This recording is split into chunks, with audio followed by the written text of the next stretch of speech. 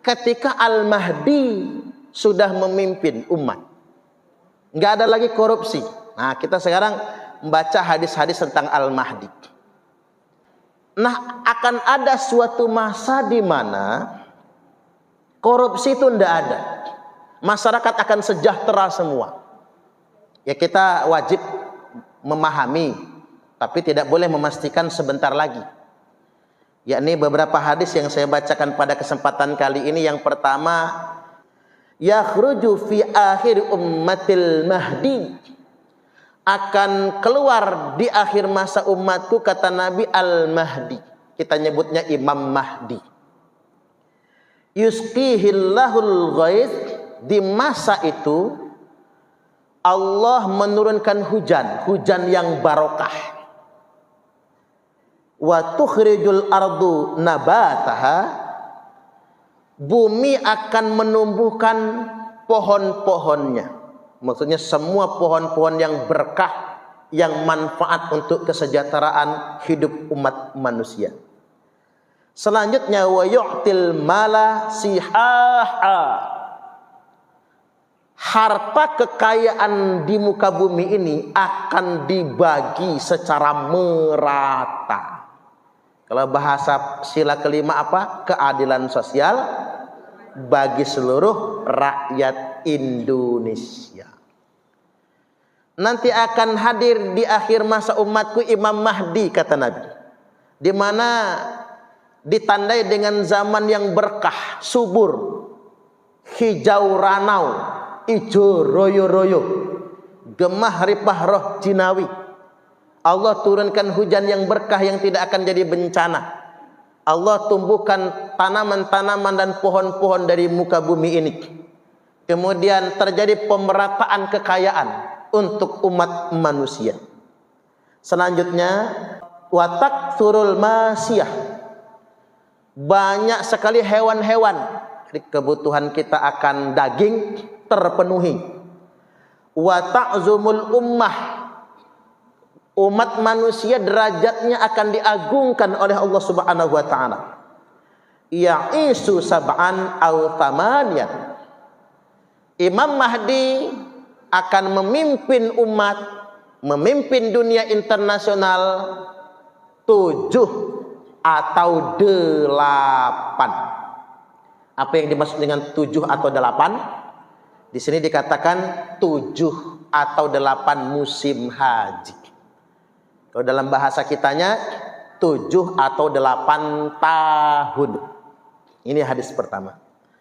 Hadis yang kedua, ubasyirukum bil mahdi, aku hendak mengabarkan kabar gembira untuk kalian semua bil mahdi, tentang sosok Imam Mahdi. Yub'atsu 'ala ikhtilafin minad nas, Imam Mahdi itu akan diutus ketika sudah banyak sekali perselisihan di antara umat manusia. Zaman sekarang ini banyak perselisihan nggak? Banyak ya. Kalau Indonesia ini perselisihan politik, madhab, pandangan, aliran. Kalau Timur Tengah itu perselisihan sampai perang saudara. Dia akan keluar, dia akan diutus di tengah-tengah perselisihan di antara umat manusia. Ketika semua bangsa-bangsa di dunia internasional ini berselisih atau terjadi perang saudara, maka dia akan diutus. Wazalazil, dan terjadi goncangan di mana-mana. Sebagian ulama mendefinisikan wazalazil ini adalah perang saudara. Bangsa-bangsa, negara-negara di muka bumi ini akan perang saudara. Saat itulah kemudian Imam Mahdi diutus. Fayamla'ul arda qistan wa adlan. Setelah itu Imam Mahdi akan mendamaikan dunia internasional. Dan dia akan menegakkan keadilan dan pemerataan. Dalam bahasa kita adil dan merata. Ya tadi, keadilan sosial bagi seluruh rakyat Indonesia. Kalau dunia internasional, keadilan sosial bagi seluruh umat manusia di dunia internasional. Jadi sehebat itu Imam Mahdi itu. Yang jelas nggak ada korupsi, nggak ada yang maling, nggak ada yang nipu, karena pemerataan. Selanjutnya, yurdi anhu sakinus samai wa sakinul ard. Semua penduduk langit dan penduduk bumi ridho kepada Imam Mahdi. Penduduk langit itu siapa? Malaikat. Penduduk bumi siapa? Manusia dan semua makhluk yang ada itu akan ridho. Saya tanya, ada nggak presiden di dunia ini, Bu, yang semua rakyatnya seneng sama dia? Ada nggak? Nggak ada. Pasti ada yang sebel. Jokowi separuh seneng, separuh sebel. Prabowo separuh seneng, separuh sebel. Nah, nanti Imam Mahdi itu semua penduduk bumi, bukan cuma Indonesia, semua penduduk bumi ridho kepadanya. Bukan cuma penduduk bumi, penduduk langit pun ridho kepadanya, kepada Imam Mahdi tersebut. Selanjutnya, yaksimul malasihaha, di mana Imam Mahdi itu akan membagi harta kekayaan alam ini secara merata. Enggak ada orang miskin. Kita kalau punya pemimpin kayak gitu modelnya, sejahtera Indonesia. Ini mah boro-boro pejabat mikirin kekayaan dirinya sendiri. Ketua KPK dipecat gara-gara harta, ketua MK dipecat gara-gara tahta, ketua KPU dipecat gara-gara wanita. Harta, tahta, wanita, lengkap sudah. Nggak bisa pakai sepatu dikit, belagunya. Kemarin belum pakai sepatu, belum punya jabatan, sama kita mah sumeh ramah. Begitu sudah punya kedudukan, diangkat jadi menteri, setidak-tidaknya jadi wakil menteri, gaya jalan aja berubah, Bu. Ngengkang jalannya mapas, mencawa Lampung. Luar biasa. Orang jadi cepat betul berubah. Ya, karena memang mereka bukan Imam Mahdi. Bukan Imam Mahdi, baru belajar pakai sepatu, baru dapat kursi, lagunya jadi berubah. Apalagi ada pengawalnya, lebih-lebih lagi. Nah, tapi kalau kita ingin sempurna, akan tiba masanya, yakni masa Imam Mahdi. Nah, muncul pertanyaan, siapa itu Imam Mahdi? Imam Mahdi itu disebutkan oleh Nabi, Al-Mahdiyu minna ahlal bait. Al-Mahdiyu minna ahlal bait. Bagian dari keturunan ahlul bait Nabi. Jadi anak cucu Nabi. Di sini dikatakan Imam Mahdi itu akan Allah takdirkan menguasai dunia hanya dalam satu malam.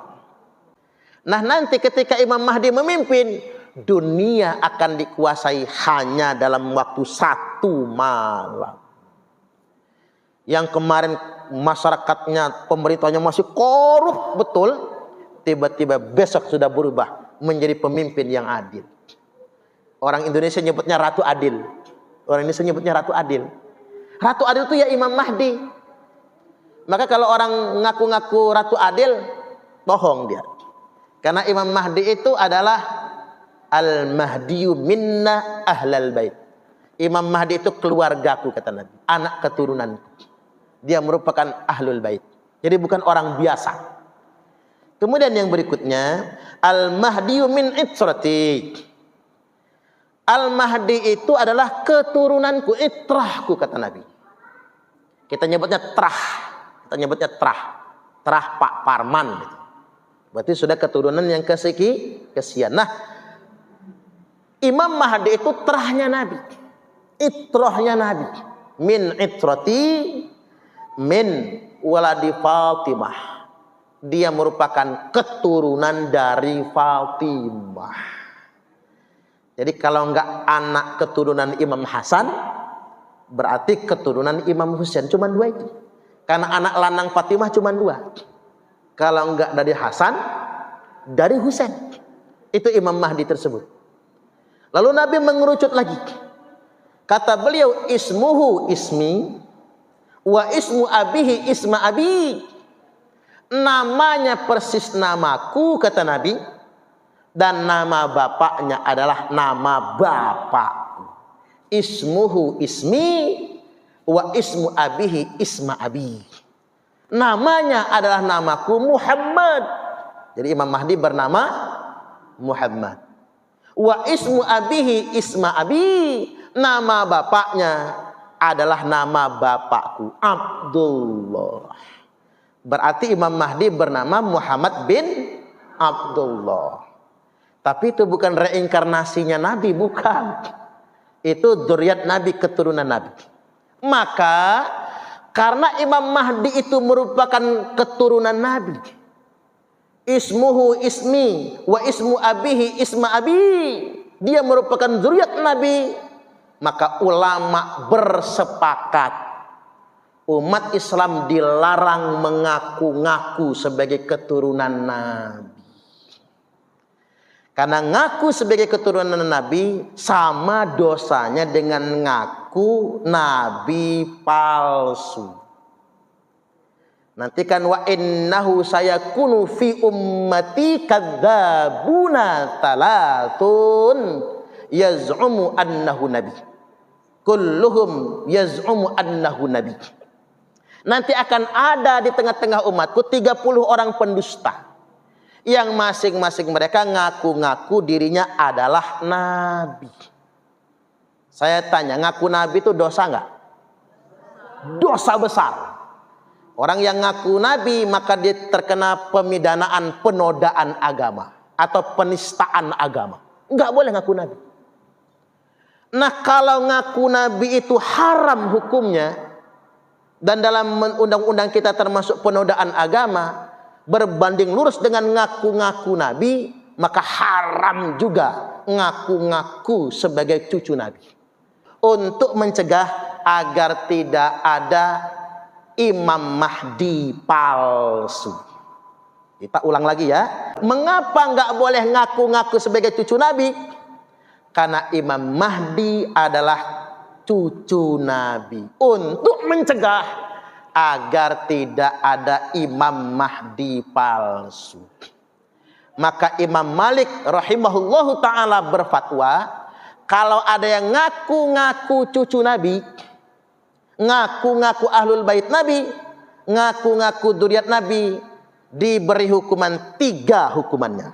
1, yudrabu dorban waji'a, pukul dia dengan pukulan yang sangat menyakitkan. Yudrabu dorban waji'a, pukul dia dengan pukulan yang sangat menyakitkan. 1. Yang kedua, wa yusahhar bihi, viralkan. Makanya kalau ada yang ngaku-ngaku cucu Nabi, viralkan, sebarkan kemana-mana. Ini cucu palsu, harus diviralkan. Itu bukan gibah, bukan. Ulama sepakat kalau ada yang ngaku-ngaku cucu Nabi, viralkan, sebarkan kemana-mana. Upload di berbagai macam portal media, YouTube, TikTok, Facebook, Twitter, Instagram, sebarkan mana-mana agar umat gak tertipu. Ini hukum agama, bukan bikinan saya. Wa yusahhar bihi, viralkan, sebarkan, beritakan di mana-mana. Dorong televisi-televisi untuk memberitakan. Karena nggak boleh ngaku-ngaku cucu Nabi. Kemudian yang ketiga, wa yuhsabu zamanan tawila, penjarakan dia dengan penjara yang lama agar dia segera bertaubat kepada Allah. Makanya ke depannya pemerintah Republik Indonesia bisa didorong, siapapun yang ngaku-ngaku cucu Nabi sama dengan orang yang ngaku Nabi palsu, itu bisa dipidana dengan penodaan agama. Bisa. Tujuannya buat apa? Mencegah pengakuan hanya ngaku-ngaku saya sebagai anak cucu Nabi. Dan Nabi memang sudah mensinyalir, tsumma fitnatu sarra, kata Nabi, hati-hati, nanti akan ada fitnah namanya fitnah sarra. Di zaman lapang kalian akan dihadapkan dengan fitnah itu. dakhanuha min tahti qadama rajulin min ahli baiti. Fitnah itu akan keluar dari bawah telapak kaki laki-laki yang ngaku-ngaku anak cucuku, kata Nabi. Ini sudah sabda Nabi. Cuman jarang kita dengar kan? Akan ada orang yang ngaku-ngaku anak cucuku, kata Nabi. Yaz'umu annahu minni. Dia ngaku-ngaku sebagai anak cucuku. Walaysa minni. Padahal dia bukan anak cucuku. Wa innama awliya'iyal muttaqun.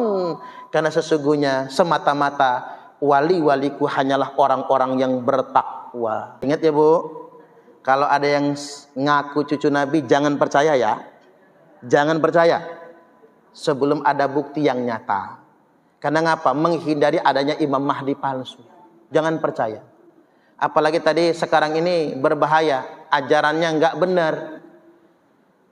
Mengapa saya katakan nggak benar? Ngerampas bini orang, kergaweknya. Malak-malak di pesantren. Sekarang sudah ada umroh tarim. Umroh ke tarim sekarang. Di tarim itu ada makam orang yang ngaku cucu Nabi, makam Habib Bu, yang dijadikan tempat tawaf. Makanya mereka nggak mengajarkan lagi di sana, nggak ada lagi yang berangkat haji ke Mekah. Mengapa orang tarim nggak berangkat haji ke Mekah? Karena kata mereka, Rasulullah datang kepada kami. Kalau naik haji nggak usah lagi ke Mekah. Cukup di tarim aja udah sama dengan naik haji. Sudah ada raudhah juga di sana. Jadi Rasulullah nongkrong di raudhah di tarim itu tiap hari. Jadi ngapain lagi ke Masjid Nabawi?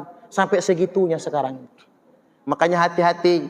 Mengapa itu semua terjadi? Cara Allah ingin menyelamatkan kita agar tidak terpengaruh sedemikian rupa. Mungkin kalau orang kota mah enak ya, nggak gampang terpengaruh. Tapi kalau orang kampung masih awam-awam, gampang betul terpengaruh. Karena dianggapnya kalau orang pakai jubah agama itu, pakai udang-udang gitu, imamah gitu, itu udah pasti soleh aja.